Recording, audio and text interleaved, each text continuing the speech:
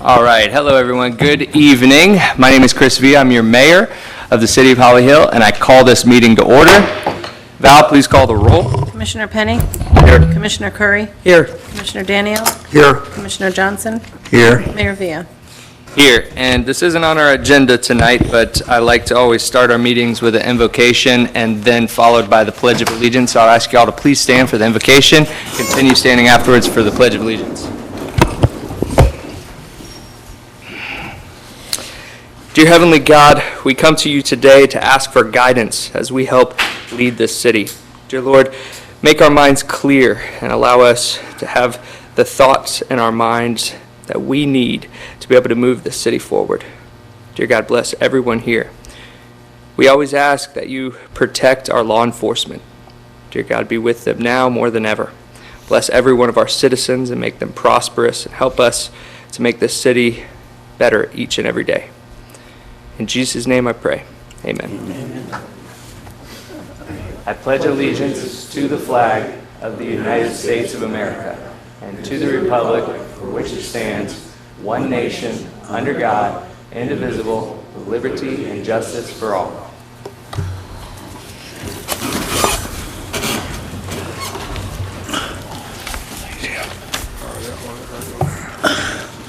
All right, welcome everybody to our City Commission meeting of April 16th, 2024. And this is a special called meeting for presentations. And I want to thank both firms here today for coming in and presenting to us. This is obviously a major deal for the future of Holly Hill, and all of us up here, all of the commission is very invested in this, and to make sure that we hear about the projects firsthand and that we know what's going on and have a say in that. So at this time, I'll throw it over to Mr. Forte for any guidance before we jump into it. Thank you, Mayor. So we're here to hear oral presentations by two very qualified firms for this project. The way we've got it kind of planned out is that one firm, well, we're going to start out with Antoine introducing what the RFQ is and a little bit of reasoning behind the committee's recommendation. Then we're going to excuse Emily Horn to the back conference room area where we'll hear from Mead Hunt. We'll do a 10-minute presentation followed by a 5-minute question and answer, and I'll ask Val to kind of keep rough time on that. And then we'll pause for 5 minutes where we can swap out thumb drives if we need to and have the two firms switch locations, hear from the second firm, and then the commission will have time to kind of deliberate or discuss what they've heard. And then at the end, you'll rank each firm 1 and 2, send that ranking over to the clerk. The clerk will tally it up and then present to you what the number one firm would be, and then hopefully a motion will be made to support that with the second, and then the commission will make a final decision. Yes, and also before we take a vote, we can discuss or debate it before we actually rank them, and then afterwards, or actually I'd prefer right before we'll open it up to the public, although I don't really see any members of the public here. So, but still, we'll allow that opportunity if anyone shows up. So, if we happen to run past, we have it set for an hour, but if it happens to run over the hour because of timing, that's fine. There is a CRA work session at 6 o'clock. If we run a little late to that, it's not going to be an issue. Great. All right. So now at this time, let me toss it over to Antoine to explain why we are here tonight and the scope of the project and anything further you'd like to inform the commission. Antoine Coury, Public Works. The city was lucky enough, with the assistance of Mead and Hunt, to receive a grant for about $11.25 million for resiliency. Can you put the picture up? This is to improve the water plant, to make it more resilient. As you can see from the picture, that's during Ian. That curb, that concrete curb on the bottom is the where almost the entrance to the water plant is, making it unsafe for our operators to walk back and forth. So we asked for that grant, and we were lucky to get it. The water plant, we have done a lot of work in the wastewater plant, but we haven't done much on the water plant. We still, the last improvement was in 1992. That was the lime silo, addition of the second lime silo. We still use the technology that is a little bit outdated, lime and chlorine gas. Right now, chlorine gas, we only have 2 contractors that provide chlorine gas in a 1-ton cylinders. And the reason that we only have 2 vendors is because the delivery, these canister has to come in and be dropped off and picked up. So probably it's a good idea to convert to liquid chlorine as part of this project. And also maybe some improvement to the water tower, the need for the water tower, upgrading some pumps, locations, and things like that. The city advertised for this project back in March and received the, March 14th, we received the bids, not bids, RFQs, and both firms were very qualified to do the work.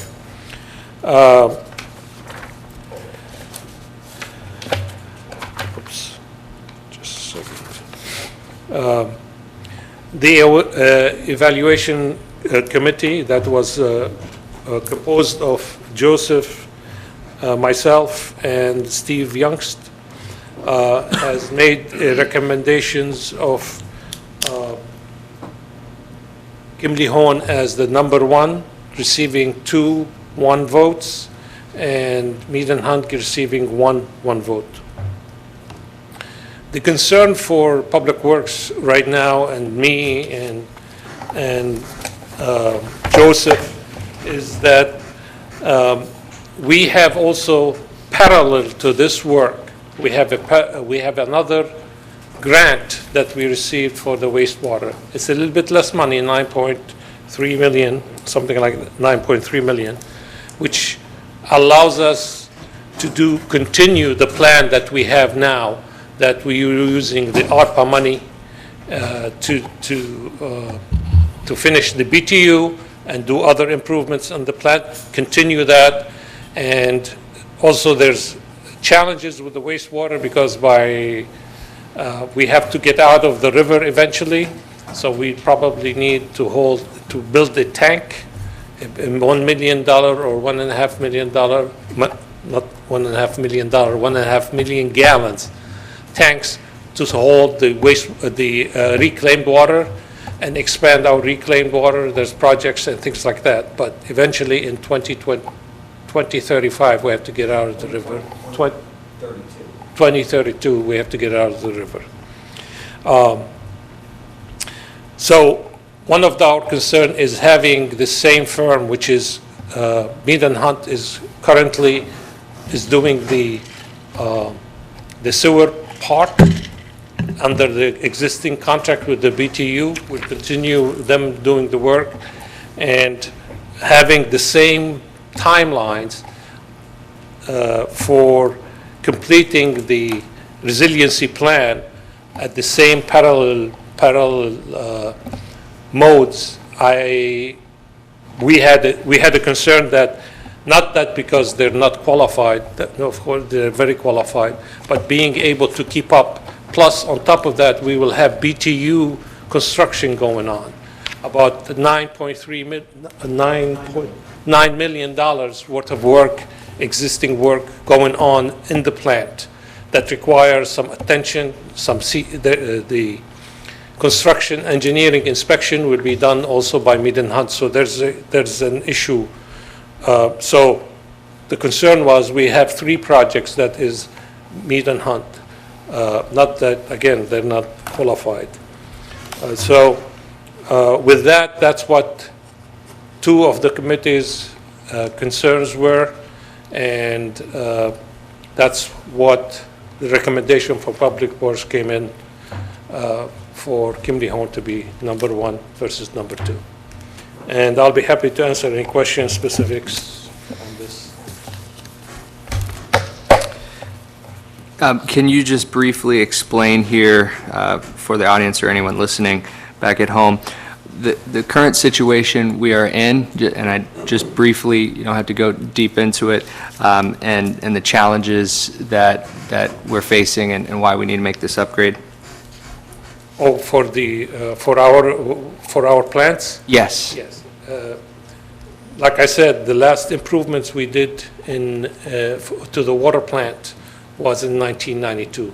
Nothing serious, major that we have done to improve the plant operations, and the biggest concern is how are we going to move forward into the future, technology-wise. 30 years, we haven't done much, and this is our chance to improve it, to bring it up to current standards. The water plant doesn't have the technology, the new technology that is needed to bring us forward into the 21st century. We have asked for the resilience plan to make sure that we will have something to continue us, to carry us to the future. All these technologies needs to be updated to provide better services. We'd like to increase the pressure out of our systems from 60 to 62 to maybe 70 PSI. Eliminate, maybe not eliminate, but not use the tower anymore, because that's what dictate the pressure currently, and you have to empty the tank every day, because if you don't, it'll be stagnant. So you empty it and fill it again every day.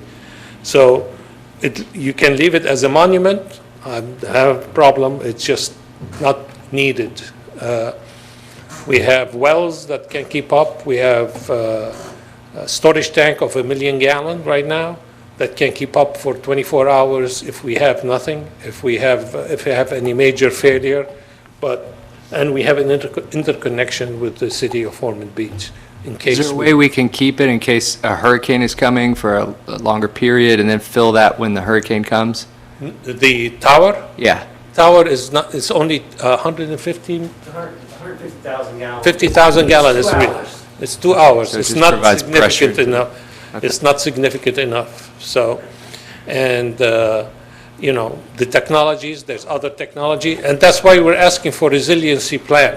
That means the consultants can come up with ideas that can make us better in the future. Right, and it's my understanding the whole system is so outdated, and so there's a lot of inefficiencies, there's a lot of things breaking that takes more time and effort.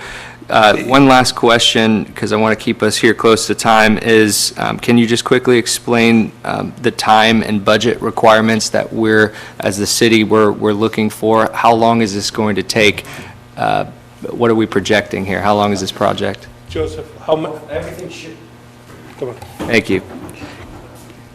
And just introduce yourself for the record. Joe Gershowskis, Assistant Utility Director. Ideally, we'll have it all done within 5 years. I'd like to say sooner, but post-COVID, nothing moves fast, so 5 years would be our goal. Okay, thank you. And budget requirements, are we hoping that falls within the 11.25 million?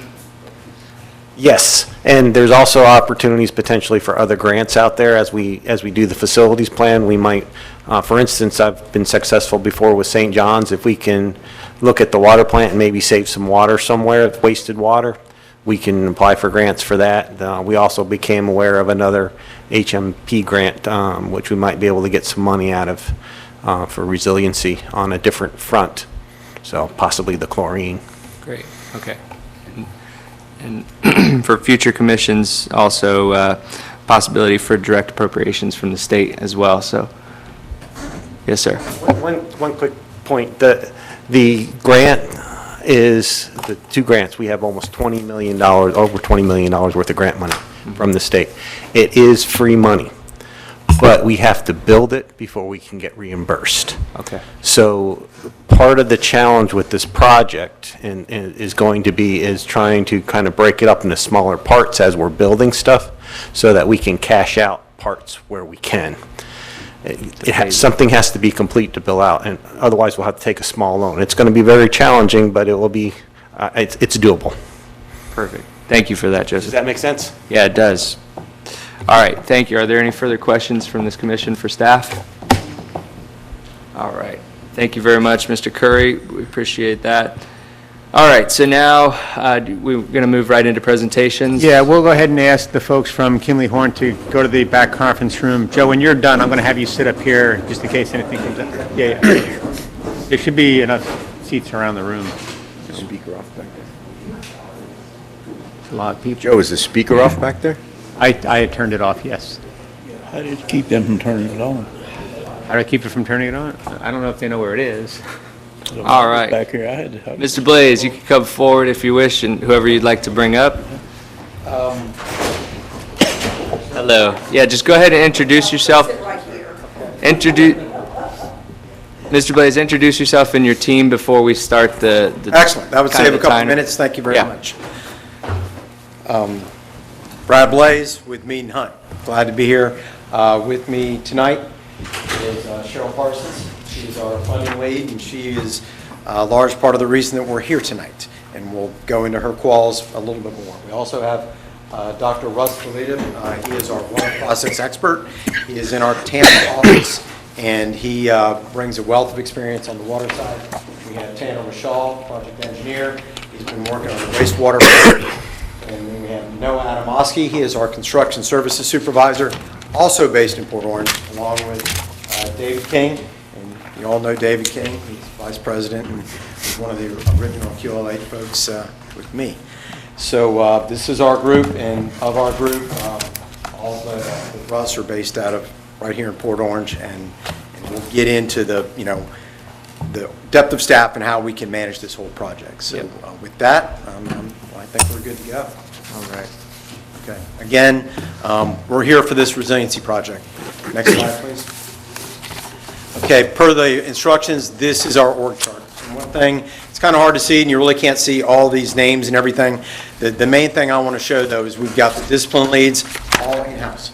So we have, let's go back to our chart real quick. The only sub-consultants we have are for survey and for geotech as needed. Everything else is in-house. That allows us to act quickly in a streamlined fashion. Our structural experts, our electrical instrumentation and control, all those folks are in-house, directly responsible to us and underneath my project management. Next slide, please. I'm going to go quick because we don't have a lot of time. This basically, per instructions, it lists our top leaders' roles and where they're based out of. So as you can see, we do have electrical coming out of Tampa. We have Russ out of Tampa, but the vast majority of folks are out of our Port Orange office. So we do have a full depth of staff. Our water process side is broken out from our wastewater process side. So there is going to be no conflict. Our construction services side is broke out as construction services, and that runs separately under NOAA's control. So we do have the ability to multitask and get a lot of things done at once. Next slide, please. As far as familiarity with Holly Hill, I have personally been working as a project manager for the city of Holly Hill since 1995. During those almost 30 years, we've built hundreds of projects. Every single project that we have taken on for the city has been a successful project. And we're very proud of that. I always tell people, Holly Hill does more with less than any client that we have. You all know how to work efficiently and get a lot done. I did author the utility master plan. That's a 2008 plan. We've used that consistently for all the utility planning since that time. Engineer of record for the last 3 Holly Hill water plant upgrade projects. Most of these were the filter upgrades that were done. We did filter media and some improvements there. than we did some other minor projects. But as Antoine said, most of that electrical gear, the instrumentation, the tech, is 30, 40 years old. So this project has been a long time in coming. We just didn't have the money, and now we do. Also, ER for the last 3 wastewater plant projects, including the current BNR project that is under construction. We have purchase order issued for construction, and then the additional monies that are going to be on top of the ARPA, that's going to help with some reclaimed water and doing some other things. And we just finished the facility plan for that. That was delivered to the city of Holly Hill. The loan application will be ready to go, and so we're on track for that. Also, there was a comment in the RFQ. I've done roughly 30-plus water treatment plant projects in Volusia County. And I've got a list. I don't have time to go through that list, but it's at the end of the presentation. So 30-plus successful water plant projects. Next slide, please. As far as the familiarity with this, we prepared the grant application. Cheryl brought it to our attention. We heard about it end of November, brought it to your attention December 7th. By the 17th, we had a completed loan application package in. We made contact. We were one of the first in the door, and we were successful. We did that at our risk. We knew the opportunity that was available, and we just went ahead and got it done. We developed the cost estimates and everything else, and the cost estimates, the description, and everything, that budget is what we have for this project. And it's important that we stick to the script because we still don't have this money, and Cheryl will give you what still needs to be done. We have our name is on a list, but there's still a lot of work to get done. We got lucky, now we got to work. So as far as the description of the project, it was done to get ranked. So we built this project to get ranked, and we're going to be able to do a ton of good things, all new electric, all new gear. And so all that's going to get done. Cheryl, the project title as it sits is Holly Hill Plant and Improvements and Resiliency Upgrades. Cheryl developed and co-led the team for all the SRO program guidelines. She worked for US EPA in Atlanta for 25 years. And so she knows the people up there, and she's worked with them for decades. Next slide, please. I'm going to go quickly through this. This is the actual text from the description of the project. So we'll dramatically improve operation treatment works and maintain integrity during storms. And as Antoine said, these are the items. This is what we can do, and this is what we're budgeted to do. And this is what we need to focus on with this facility plan and the loan application, and all of these certifications all need to be in by your July 2nd meeting. So by your July 2nd meeting, that agenda needs to be approved and the resolutions adopted. And with that, I'm going to pass it on to Cheryl. Next slide, please. Hi, y'all. So I have to go quick. I want you to look at the SAFI dollars. We were really successful for our clients. We got 1/3 of the money that Florida got for Hurricane Ian for our clients. You got 20 million of that. However, when I say you got it, that means you're on the list. You don't have that money yet. Okay, it is a loan that's 100% principal forgiveness. We talk about it like a grant, but understand, I'm going to show you everything, and it's right. It's like, oh my goodness, we have a timeline on it. You can see for me personally, I've been here 2 years, I've managed to acquire $245 million in funding for our clients. Only 57 million of that has been in loans. Next slide, please. So here's the timeline that we want to ensure that you get your money. All right, so we needed to start immediately. I will tell you all, we're already kind of working on the facility plan and the business plan. This really takes about 4 months, and DEP was not going to move on that. You know, I've worked with the DEP folks for over 32 years, both from SRF and from Mead and Hunt, and they actually did tell me this money was coming, which actually helped the city, because when I saw it, I was like, oh gosh, we can help Holly Hill. That was the first thing that came out of my mouth. Thank you. So that's why we met with y'all, said this is what we're going to do, because that timeline to apply for the RFI was very tight. And as you're going to see, you see, so we've already started. I'm just going to tell you, with the business plan, we need to have the loan application. We want that done by the end of the month. We have to submit a resolution for you to accept the facility plan and the loan application, and your city attorney, of course, will want to review that. So May the 1st, that's what we're looking at, or sooner. And then we can move on with the facility plan review for the city the business plan review and the loan application, because like I said, you don't have this money yet. You have an ability to get this money, and I will tell you why I'm in such a hurry to get you money, because, next slide, please. You see that circled red date? That's the drop dead date. If they haven't accepted our loan application by 8/12, you don't get the money. And that's really what it comes down to. If they don't accept the loan application, you don't get the money. It's 100% principal forgiveness, so it's not a loan. Can you go back now so I can show them what happens? All right, so on 6/11, we really want everything ready for the council's approval. We want to get that in there so y'all can look at it, right? And that's the facility plan, the business plan, which is kind of big, the loan application, which goes on to 30 pages, all the adopting resolutions, the city attorney's opinion letter, and the fiscal sustainability plan. Next slide. So, that will give you a little time to review, because we need this at the last possible date, 7/2. That we need that to come up on the agenda by 7/2. Because if it doesn't, and there's something wrong, we won't have a package approval by 8/12. What that does is give us some space. This is a worst-case scenario. You know that, well, y'all probably don't know, but actually, I love working with y'all, and I've been doing that for a while, so you know. It means a lot to me for y'all to get this money, but you don't really have the money yet.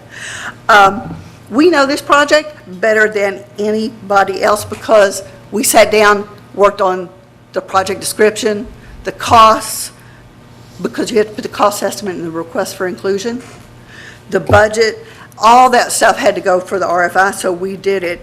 And actually applying for and receiving this money is the driver for this project. Next slide, please. I don't know how much time we got left, but I got this project. Well, Are we on 10? 35. okay, thank you. Would you go to the next slide, darling? Here are the similar projects that we've done in Volusia County. Do you want to say thank you? You got enough time? Thank you very much. Thank you so much. I didn't know if we had time to go through these, but I wanted to just say, we have done a lot of water projects, funding and everything else for water treatment in Volusia County. And, we can talk about tech and all this other good stuff, but basically the project that we have helped put together, everything that you get nowadays computer controlled. All the new gear, everything that we're going to get is replacing old 70s tech, and it's going to be all the new tech. So flood-proof, and so all of these things that you want for your process, the chlorine, that's in here. All the stuff that really needs to get done, if you want to go back to that project description, that is all in there. So thank you very much for the time. We're here for your questions. Thank you so much, Mr. Blaze, and thank you so much, Cheryl. We really appreciate it. And I'm sorry, Cheryl, I don't mean to address you, Cheryl. What is your last name one more time? Parsons, but feel free to that's call me right. Cheryl. Everybody else does. I had a brain. There we go. Mrs. Parsons. So at this time, and thank you for keeping to our 10 minutes. We appreciate you wrapping it up quickly. And I think we're all very aware of who you are, and we're very appreciative to the years of working with you. So at this time, we'll open it up for questions. I have a couple questions that I wanted to bring up. So do you have a specific time frame in mind for this project? Is what the staff is telling us a good estimate? Is a 5-year project? What do you think in your professional opinion? Facility plan and all that front work, that needs to get done. Like I said, we need to have that approved and adopted and accepted by 8/12. Once we get to that point, the design phase services, I suspect if we can start the design phase in July, it's probably going to be a 9 to 12 month design, permitting, bid period. So you could go to construction, and I would foresee this initial $11 million project coming out as a single project, because we have to meet all those things we said we're going to do. All the flood proofing, all the generators, all that stuff has to be in this. To divide it is not going to help you. We can do ODPs, we can do under direct purchasing, we can do a lot. But I see that project of the $11 million, 11.2, it's actually $8 million construction, contingency of 1.6, and then soft costs of 1.3. That's how it breaks out. So that project would be a single project. $8 million sounds like a lot with contingency. Any more equipment is expensive. Yeah. So it's Costs going to keep going spend. up. And so I see that being done. If we do design in 12 months, construction in 18, you're done in 3 years. And I've seen mentioned a CMAR process, construction manager at risk process, that says that you could start construction or getting materials before the completion of the design. Is that how Yes, you sir. work as well? We're doing that for City of DeLand. It's an $80 million project right now. Also doing that for the Volusia County Southeast Regional Wastewater Plant. 2 separate CMAR contractors. CMAR contractor gets brought on at 30% design, works in parallel with the engineering team. They come up with what's called a GNP, Guaranteed Maximum Price, at 90% with their contingencies built in. You advance purchase the equipment, you save time, and you minimize risk. It's a good process. So you would use that on this project? I don't think it would hurt. I think Okay. there's a lot of advantages to going CMAR. We didn't bring Chris. He did show up in the org chart. Chris Samples is our DBIA alternative delivery expert, and he helps set up the contracts and do all that. So we've got that expertise in-house. Okay, and specifically too, I read about the lime sludge that we have currently that we are storing. So is what you're implementing getting rid of that as well? In the approach section, we talk about, as part of the resiliency, putting in vacuum filters for the sludge. Essentially, if you go to Ormond, you go to Port Orange, you go to those lime softening plants, and they're sticking with lime. They have vacuum presses, so they basically, you take the sludge from the undercarriage of the softening basins, you dry it to about 80%, it goes into a truck. Typically, Chips or one of the recyclers gives you a trailer, and you just fill that up, and then they put it in their road base. Will we still have the liquid from it going into the wastewater after It that? would just basically go into a truck as dried lime cake, and that cake would get carted off by a recycler. Okay. And that's in our presentation, and I do think that we could, I really hesitate to go outside the boundaries of that box that we built for the project description, but because it does provide resiliency, and because it does allow you to maintain your solids transport into trucks and you don't blend it with the wastewater sludge, which is the tail wagging the dog, because the wastewater sludge is the hardest to get rid of because it's a wetter cake, and if the fields are wet or whoever's taking it can't get the trucks to and from, now you got your water and your sewer being a problem. So to me, I would separate those streams. And we heard earlier today from staff that we have to be completely out of the river with our waste reclaim. Effluent, there you go, that's the word I'm looking for, by 2032. So this process that you're undertaking, how is that going to get us there? We prepared your SB 64 compliance plan. That's a Senate Bill 64 plan. Yeah. We developed that plan and also have been working hand in hand with Ormond. And there's discussions about an interconnect, and they're actually in the process of building a 100-acre reservoir out west. They can help you do this. The project, the $9 million project, the other part of the $20 million,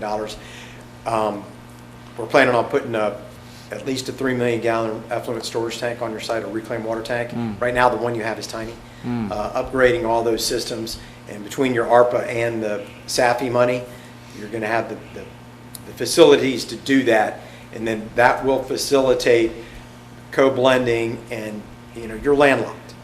We actually tried to work with Daytona Beach about 15 years ago and got shot down. Yeah. Ormond has been a lot more receptive to helping us get west. They need it, And yeah. ultimately, it's not going that way, it's going that way. Did we already make the connection on Alabama and Nova? I know a couple of years ago. There is a small connection. The problem is, it's the operability of it is tough. So long-term, you're going to want a dedicated pipe that goes to their facility. Okay, all right. Long-term, and it's in the plan, and there is it's a quick read. Okay. Further questions? Yes, sir. The picture that Antoine showed us showed the whole plant was flooded. And so I know we're focusing on the plant, the actual buildings that make the plant, but does this resiliency program do anything with flooding of the property?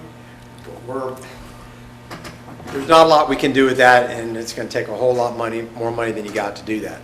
But all the new electrical gear, 100% distribution, feed, motor starters, everything is going to get raised.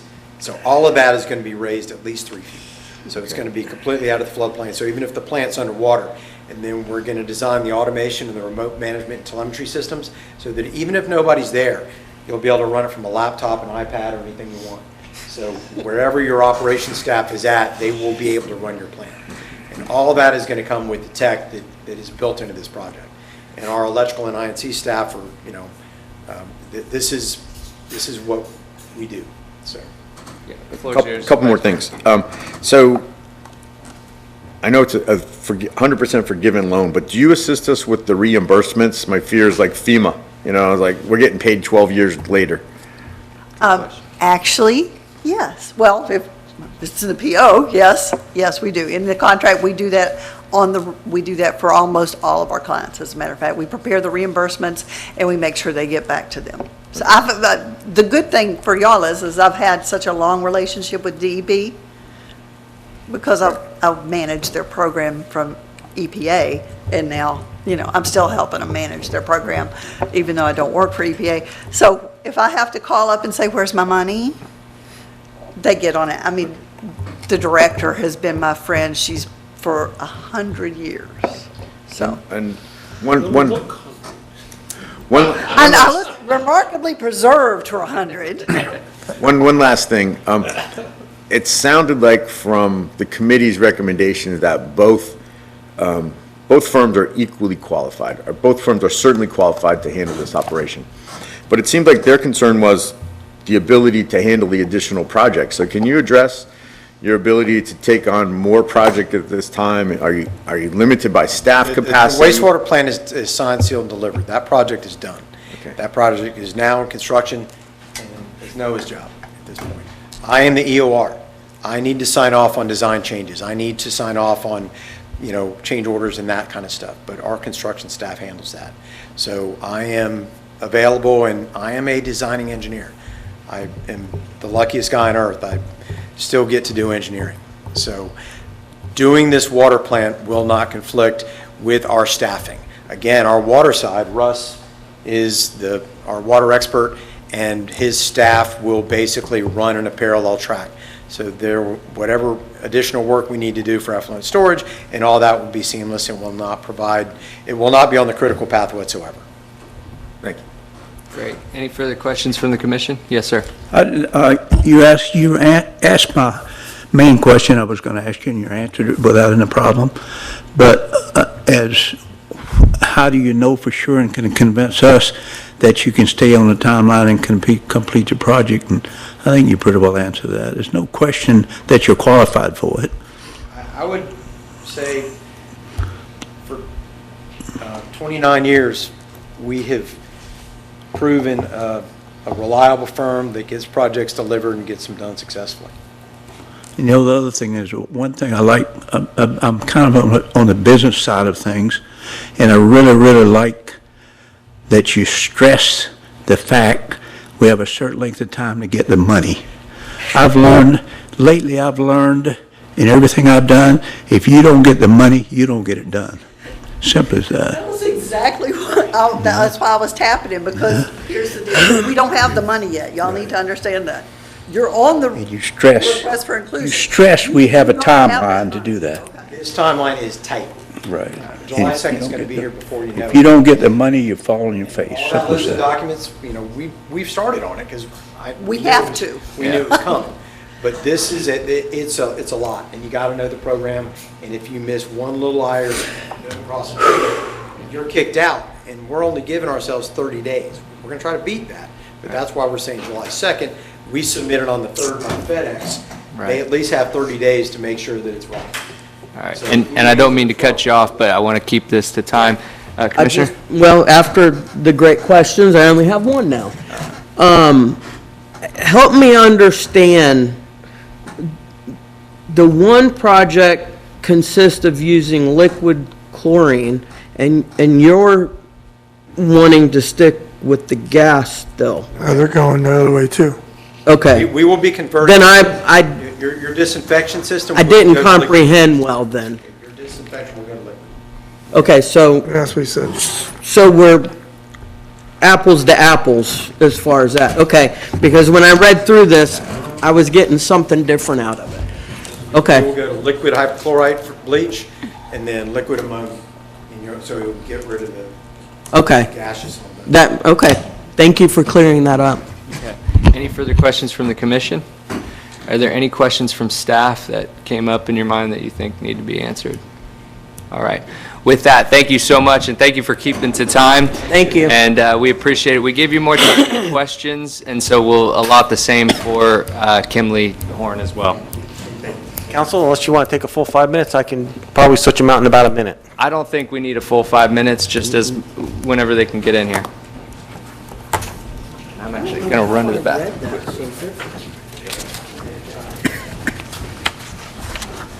Thank you. Well, I didn't read that correctly, I guess.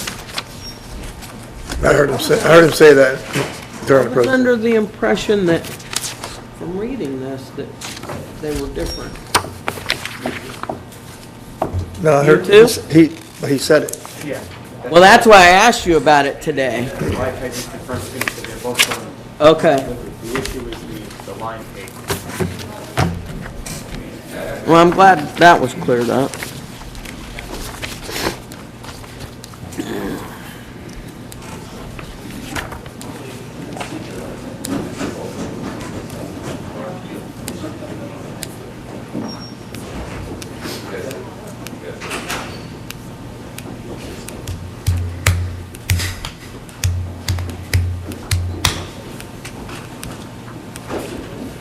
I don't know.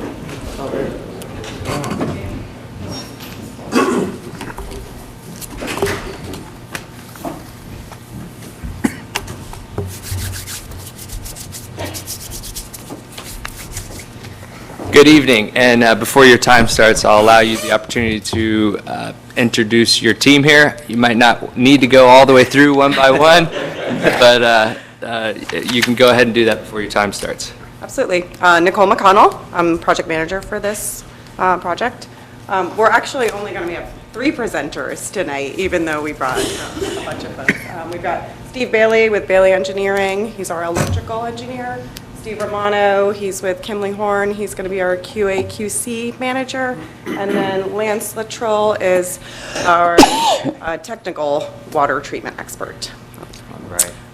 So what we'll do is we'll give you 10 minutes, and the clerk will keep time at 1 minute, give them a 1 minute heads up, and then we'll just ask you to wrap it up once that finishes, okay? Okay.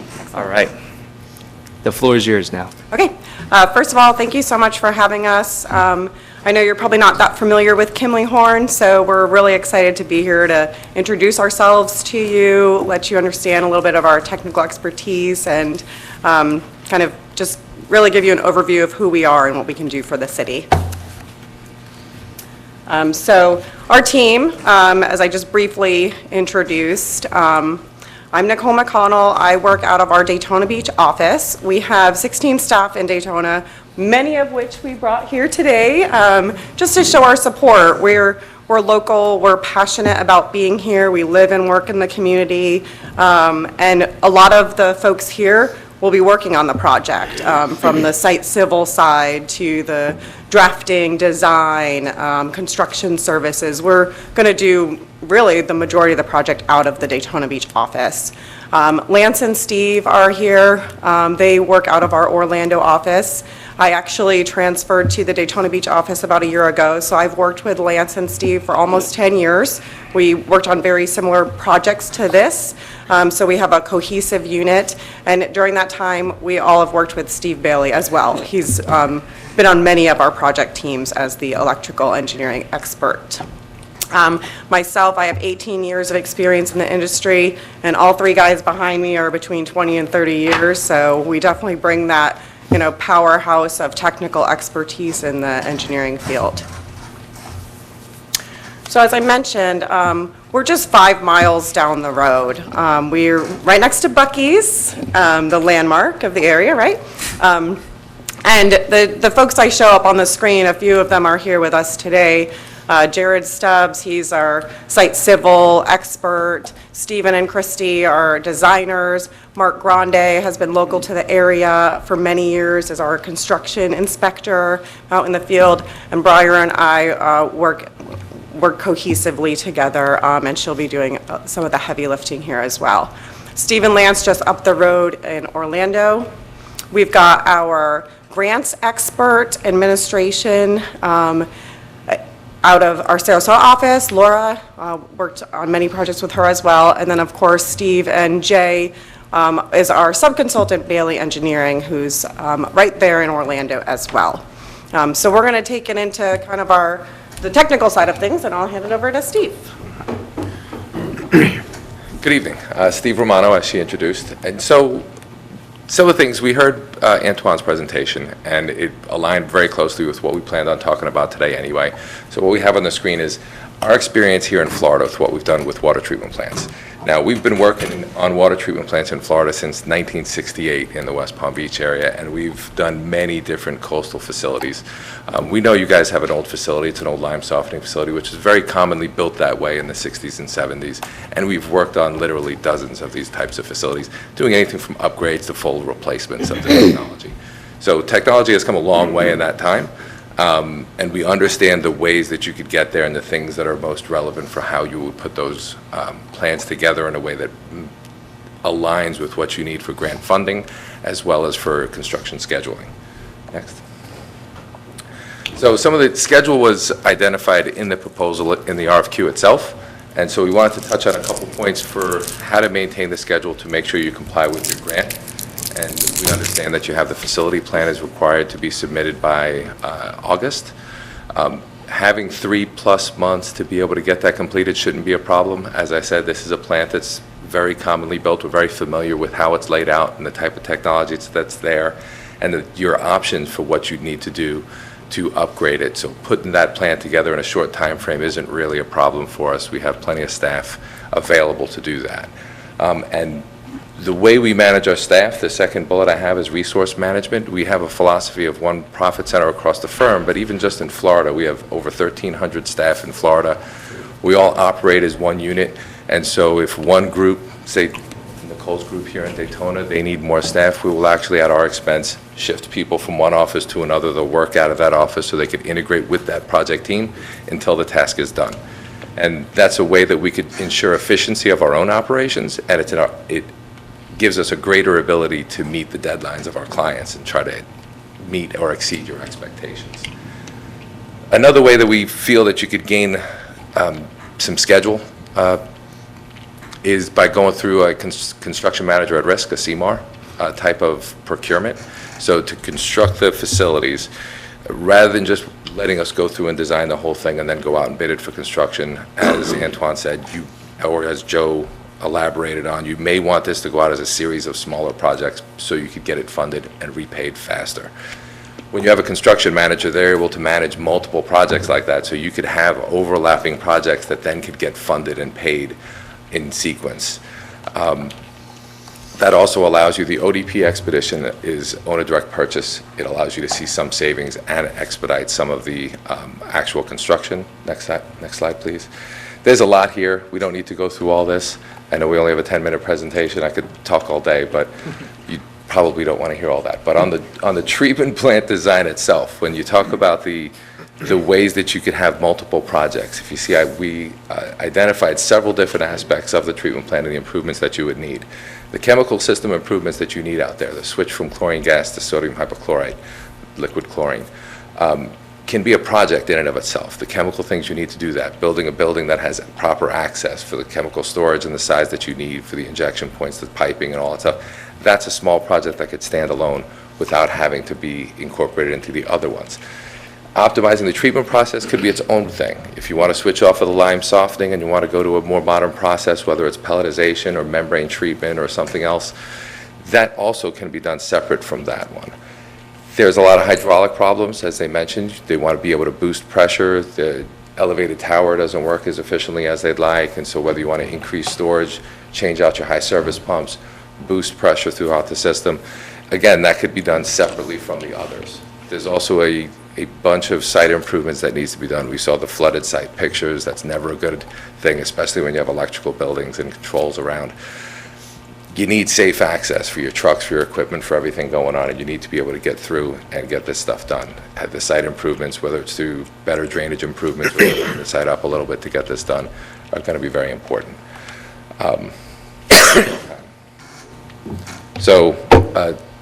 Next slide, please.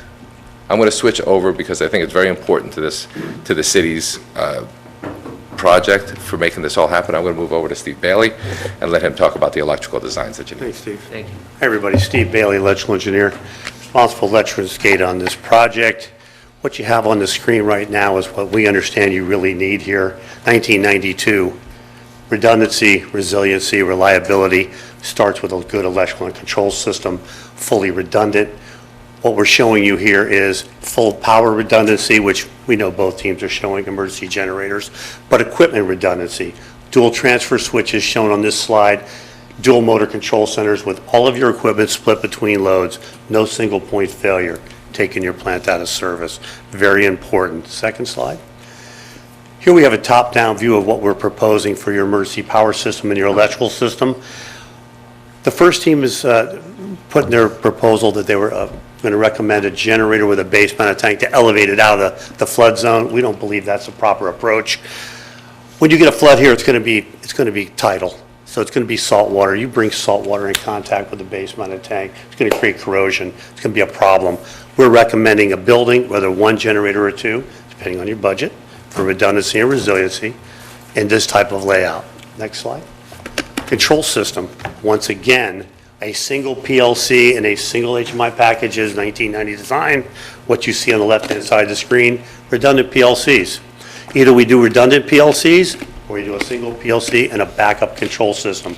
Either way, single point of failure does not allow you to lose pressure. You're getting rid of your elevated tank, you got an interconnect. What happens if you lose a pressure transducer? What happens if your PLC failed? What happens now? Elevated tank floats the system at 60 PSI. No problem. Take it away, you rely on an interconnect to open. You need a redundant control system. Lastly, cybersecurity. We are experts in the field of cybersecurity. I work with a consultant that is on my team on cybersecurity. We are also able to potentially get grants for cybersecurity. This is one of the most important aspects in the water treatment business today. We got it right on the screen, strong authentication, OT security policies. We work directly with your staff through all levels of the design process. Next slide, please. Safety. Don't want to ever forget safety. Everyone's going to do an arc flash study. It's required. We're going to put a label on your system. We do one thing further. We're going to train your staff. We're going to make sure they know what gear to wear. We're going to make sure they understand what that security system, what that arc flash study is when they look at the gear. Last slide, please. And lastly, this is a general startup procedure. I got with me today our PLC startup field guy, lives in Volusia County, very important. We're the last guy on the job. We're done? We got 1 minute. 30 seconds, perfect. Last guy on the job, right from beginning to end, from factory acceptance to operational acceptance testing. Chris Kerrigan, he lives in Volusia County. He's a local guy. One of the most important things you can have is somebody local who can be here at any point in time the contractor needs us on site. Thank you for letting us come here today and present our qualifications. Thank you. Great, thank you very much. And Just have one more slide, so that's okay. go ahead and close it. Yep. Yeah. Yeah, there you go.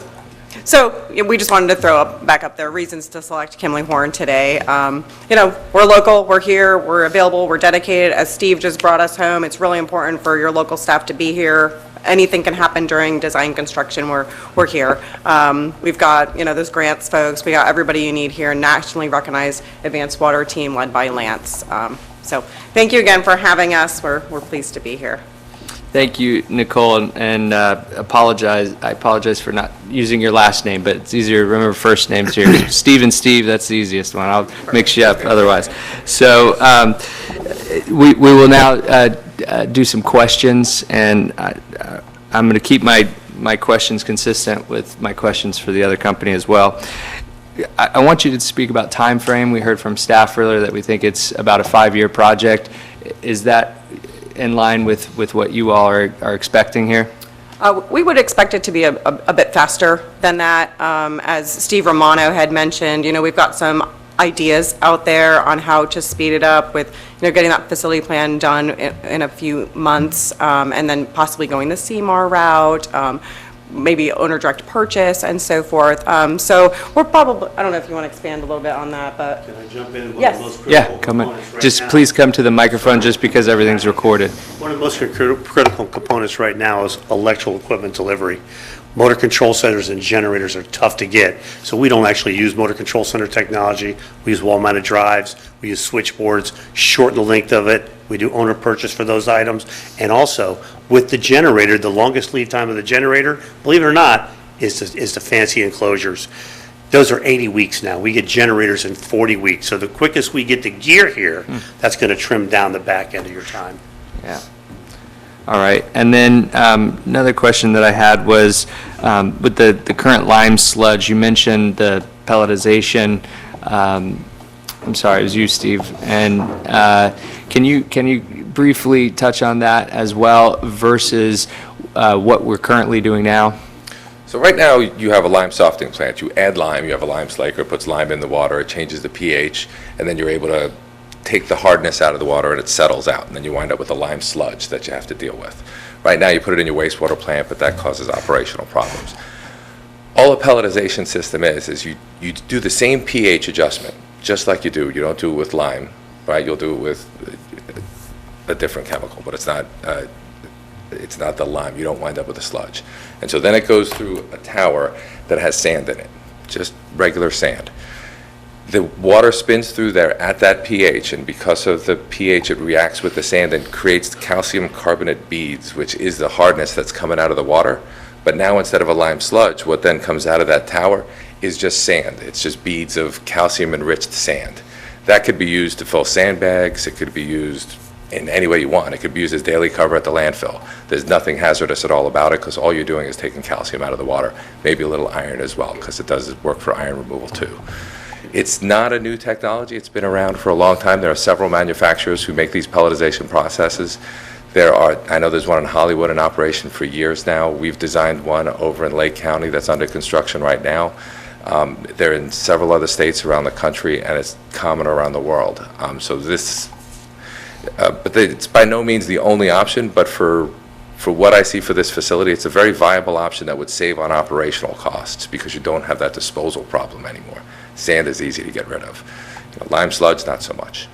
And sorry for the dumb question here, but so as we heard from staff, we have to fully be out of the river with the reclaimed water by 2032. Is that the process, how we get there? Is that the majority of what's polluting that water as we go out? I'm seeing no, shaking head no. Not really. Well, then can you touch upon how what you're doing here today leads us to that point in 2032? Well, the reclaimed water is a wastewater problem. Oh, right? okay, separate, yeah. Yeah, so putting the lime sludge in the wastewater plant makes it harder to reach those limits, and so it could have an impact if you left it the way it was now at the water plant, but that's really a wastewater plant issue. Okay. Good answer. Do you have experience with so the funding that's coming through the SAHFI loan? State appropriation, Hurricane Fiona. Correct. Do you have experience with that of meeting all the deadlines and somebody on your team that will handle all of that and make sure that? Absolutely, we do. We have Laura Wittenbauer, who is in our Sarasota office, and she's just the one we identified, but we have a whole grants team that's here in Florida that works on grants of all types, anything from the state revolving loan, when you get loan forgiveness. We've done the hazard mitigation grant program grants that Joe had mentioned before. Steve's team is familiar with the cybersecurity grants.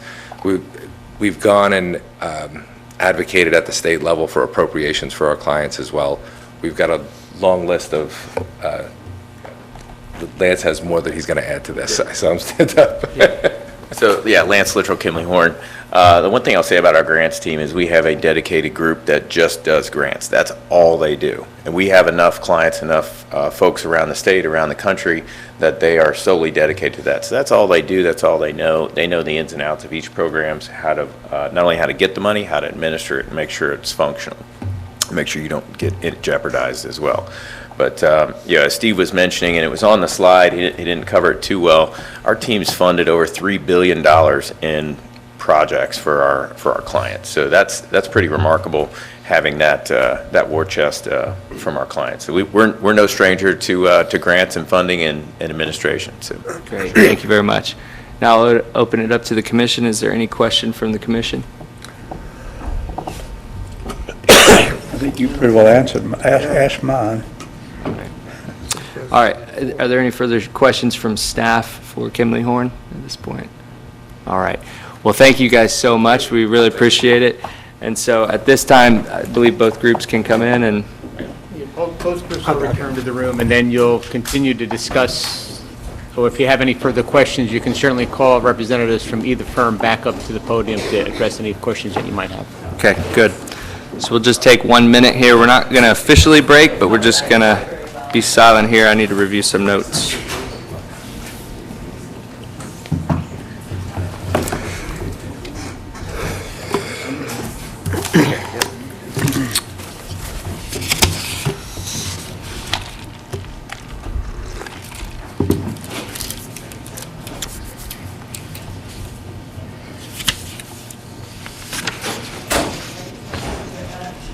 Roy, are you going over to the hall after this? What is it? What is the meeting? The CRA community meeting? I might go for it. You going over that? Shouldn't be long. 7:30. Oh, it lasts till 7:30? Well, they do a presentation, which they've started, and then after we just look at the board, so it would be no later than 7:30. Yeah, I might go for a little bit.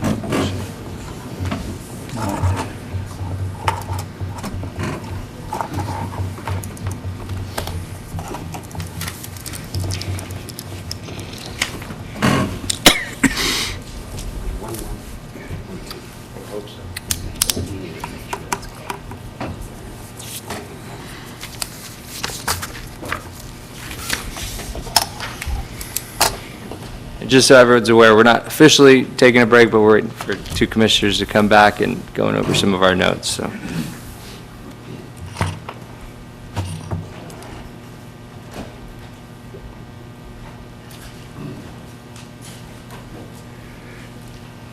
Hard decision, Joe. Hard decision. You can't make a wrong. But it's still a hard one. Hard one. Very well presented on both sides.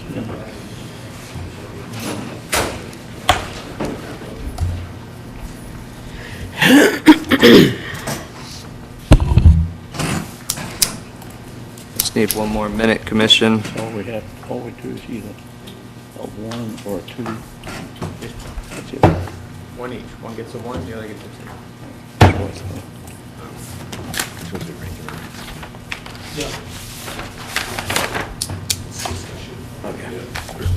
So Mayor, as you're doing your thing there, I just want to remind everybody that the score sheet that you have is simply a ranking 1 and 2. So you can only have one number 1 and one number 2. So Right. don't rank 2 1s or 2 2s. I know, and I'll ask before Commissioner fills out that rank.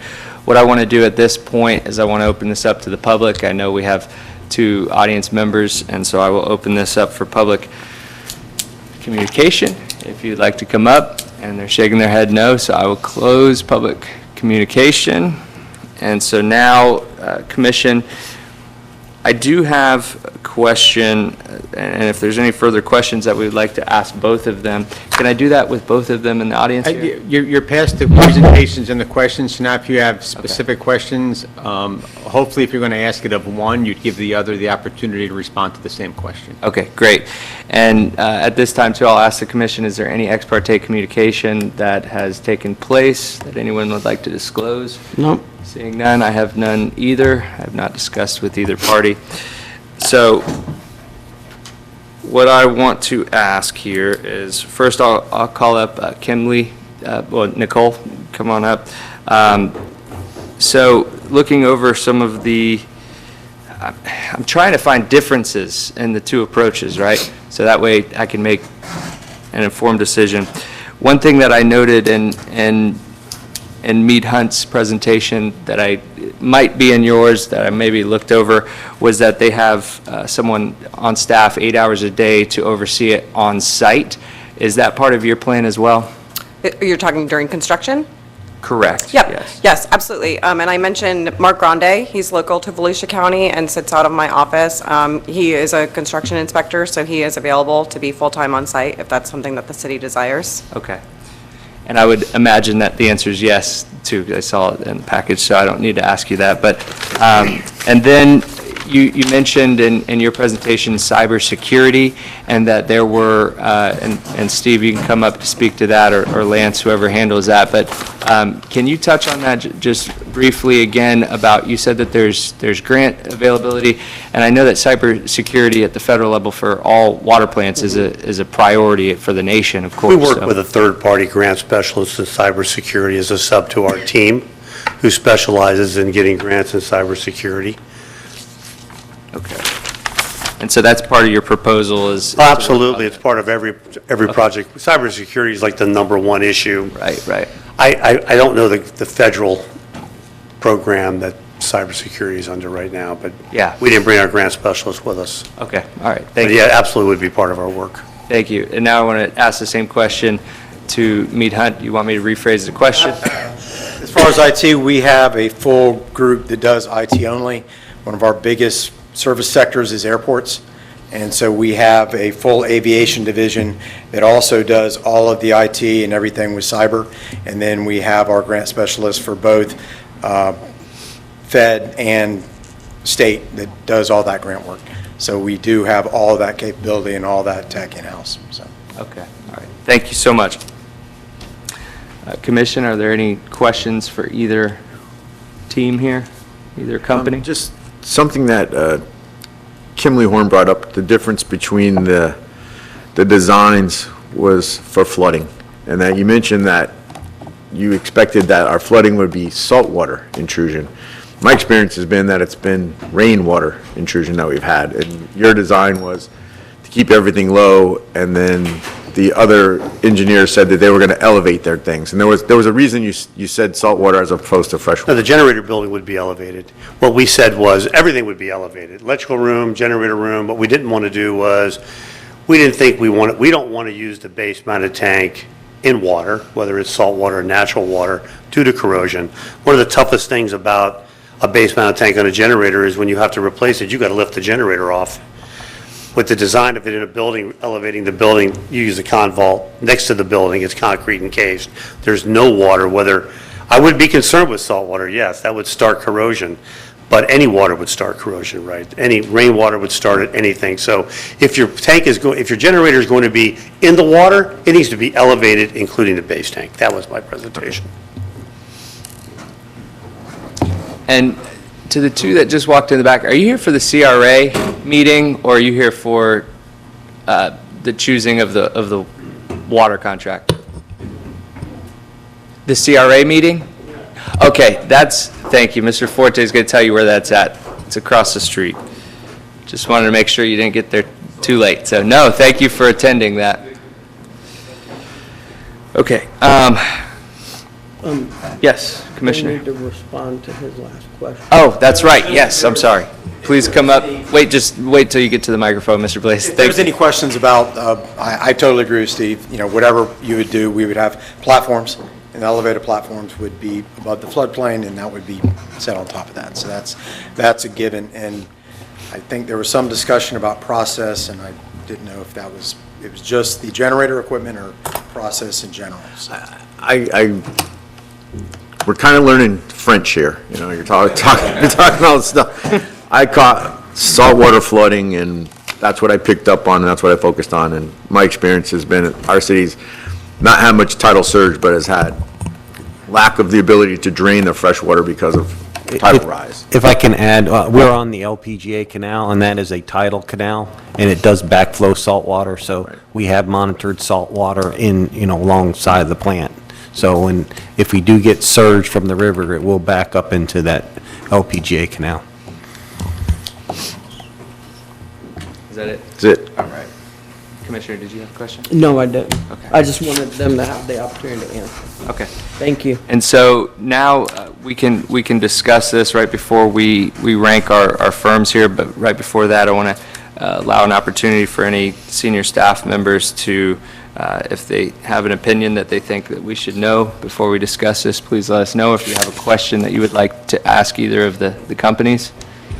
Yes, sir. Mr. Curry. Both firms presented very well. Both firms are qualified to do the work. It's up to the commission to make a decision. We'd work with anybody, so with either. Thank you. All right, thank you so much. So yes, I want to thank both firms very much for coming and actually explaining some of this. As the Vice Mayor pointed out, it's kind of like learning French. So I'm not an engineer, but I rely on our great staff here and guidance from professionals. So what I try to do is parcel out what are the differences. And to be honest with you, I couldn't find many differences between the two, or if one was a little bit better here or there. I do know and appreciate all the work that Mead Hunt has done for us over the years, and especially bringing this grant opportunity to us. And it's not a part of my decision here today, but I am fully aware, knowing that if it weren't for you and your guidance, that we probably would have never known about this grant in the first place and for it to come to us. So I do appreciate that very much. And so, and to Kimley, your whole company, I appreciate the package that you put together for us. And not familiar with you guys yet, but I appreciate it nonetheless. So this is going to be a tough decision for me, but we have to rank 1 and 2 to this commission, and what will happen is we'll turn it into the city clerk, and then, yes. Do we need to put our names on them for the record? No? Okay. I think you do. You don't need names? You got to have your name. I would think we would need our names. Public record. I think you need to put names. Yeah, I would We think. can put our names on it. I don't think anyone's going to hide behind who we put. Both are very well qualified, great companies, so. Do you want us to rank them now? Do we want to discuss it before we Yeah, rank them? I want to open up Someone may- discussion, meaning if anyone has anything to discuss, please feel free. The floor is open. Well, I share your concerns. I think both firms. I was looking for something different between the firms. And honestly, if you took the picture page out of this one and put the picture page in this one, everyone has the qualifications to do the job. The only one difference that I saw was that we're so familiar with Mead Hunt, and they're familiar with us. And they've done so many projects at our water plant and at our facility. They wrote some of our processes for our plant. And so that's the only difference that I see. They're both, I was hoping that one was from Titusville and one was from Holly Hill. They're both 5 miles away from us. You're both local firms. You've got tons of resources. Any question we've asked, you've all answered it to the best of my ability to understand it. So the only difference I see is that Mead Hunt knows our facility, and from what I understand, the only objection that staff had was they were afraid that Mead Hunt might be overworked and understaffed to pull it off. And from what we understand, the wastewater project is almost put to bed and it's completed, and so this is a completely different project. So I would have to lean towards Mead Hunt. That's the only difference I can find between the two. Thank you. The same. Both of you are very qualified. You both presented well. Reading through the packets, I thought I had a difference, but I was corrected in that I wasn't sure that we were going to use liquid chlorine, but I was corrected, so that's the only difference I found personally, outside of the fact that Mead Hunt has done so many projects for us. We know their work, we're familiar with their work. They've been doing all the work over there up till now. I just feel that gave them a slight edge for me, because again, they're both very qualified. But just the fact of we know their work history, we've been assured that staffing is not an issue for this project, and that would have been a little bit of my concern, but they've quashed that concern for me. So I would have to say I would go along with Mead Hunt as well. Thank you, Commissioner. Any further comments or discussion? Yes, sir, Mr. I work with another company that is just amazing to me what they can get done. It's hard for me to believe, I watch them real close, work with them every day. It's hard for me to believe they can complete the big project of their own. All of a sudden, they're working in Jacksonville now. All of a sudden, they built another job on the other side of town. Somehow or another, they work it in. Then they bid another job on the beach side in Daytona. Somehow or another, they work it in. Now they bid a job in South Miami. Somehow or another, they work it in. To me, being overwhelmed sometimes is an excuse not to get things done. I think if you try hard enough with companies I've seen and I've worked with, you can get it done. That to me, I listen to that and say, well, maybe they could be overwhelmed. That's hard to believe, you know what I mean? But it's a hard decision, I'll tell you, because both are qualified. I read all the things in the things there.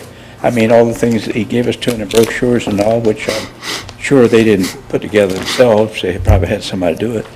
But the thing about it is, it's mostly their qualification, no question whatsoever. They're more than qualified, you know what I mean, on everything, every part of it.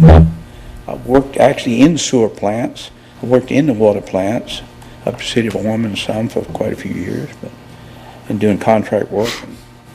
I have no doubt either firm could do the job just as well as the other one. It's a hard decision. All right. Anything further, Commissioner Daniel? All right, at this time, I'm going to ask everyone to rank their firm unless you have any further questions.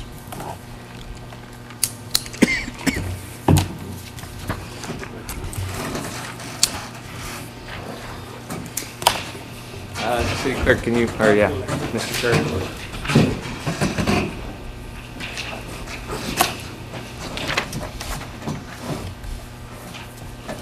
I put my name on it. That's good. Yeah, I put, That's what everybody put their name on Joe it. says, so Yeah. I don't have a problem. All right, so hand those in to the clerk. Clerk, would you please count the one that has the most amount of number ones and let us know who that is? And then at that time, I'll ask for a motion on the table to approve going under contract with, Joe, is that in the agenda here? Let me see. Is there a motion spelled out? So we can just, I'm opening it too. If not, I can pull it up from a former agenda. Yeah, it's not in this agenda. I can pull it from the previous. Can you pull that up and then read it into record once we know who has the most number ones? For like 2 hours. All right, are you ready? 5-0 for Mead and Hunt as Okay. number 1, Kimley Horn as number 2. What was that, Val? I missed it. Mead and Hunt as number 1, How many did they? Kimley Horn 5-0 for Mead and Hunt. Okay. So we have Mead Hunt, and thank you very much for you guys coming out and presenting to us. We really respect you, and I think it comes down to familiarity with Mead Hunt, and so we appreciate you, and we encourage to put in for future bids. So with that, I'll entertain a motion for approval, but just wait 1 second. Let the city manager read into record.